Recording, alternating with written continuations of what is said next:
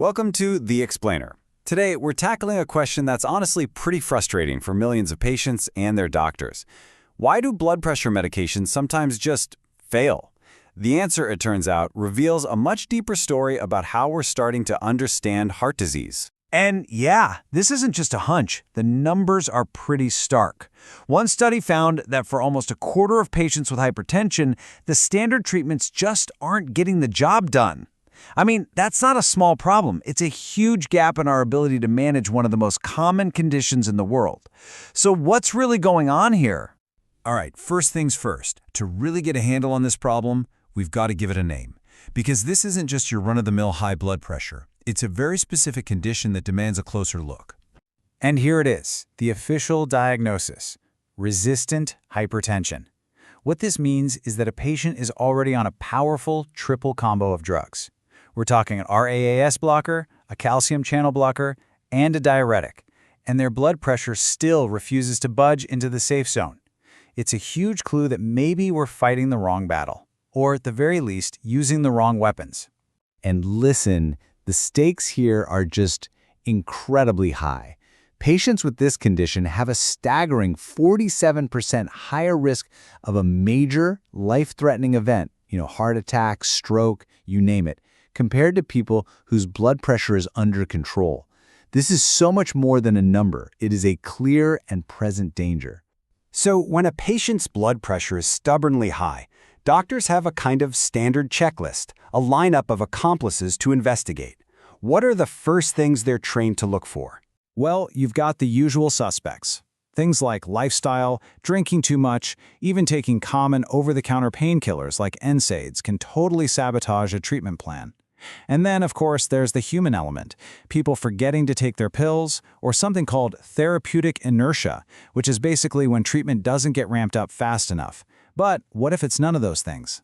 What if the real culprit is something else entirely? And that question, that's what brings us right to the cutting edge of cardiovascular research. What if this whole battle isn't really about these outside factors, but about a hidden war that's happening deep inside our very own cells? This right here is the big paradigm shift. A huge, growing body of research is now pointing to chronic, low-grade inflammation as a key driver of heart disease, especially in these really stubborn cases. You can think of it like a slow, smoldering fire that's just silently damaging our blood vessels from the inside out, year after year. And to be clear, we're not talking about the kind of hot, painful inflammation you feel when you sprain your ankle. No, this is a quiet, persistent process. And this whole destructive process is being orchestrated by a tiny little machine inside our cells that acts as a central command for all this damage. So what is this microscopic machine? It's called the inflammasome. Honestly, the best way to think about it is like a cellular alarm system and a weapons factory all rolled into one. When a cell gets hit with stress signals, say from toxins, certain fats, or other risk factors, this huge protein complex literally assembles itself and gets ready for action. So how does this one tiny factory cause so much chaos? It sets off a truly devastating chain reaction. First, that activated inflammasome starts pumping out this incredibly powerful signal molecule. That signal then triggers a really violent, fiery kind of cell death called pyroptosis. The cell literally bursts open, spilling all its inflammatory guts everywhere, and you guessed it, setting off the exact same destructive process in all of its neighbors. This vicious cycle is what makes blood vessels get stiff, scarred, and ultimately unresponsive to treatment. Okay, so if this widespread inflammation is the real enemy, then a blunt approach of just piling on more and more drugs probably isn't going to cut it.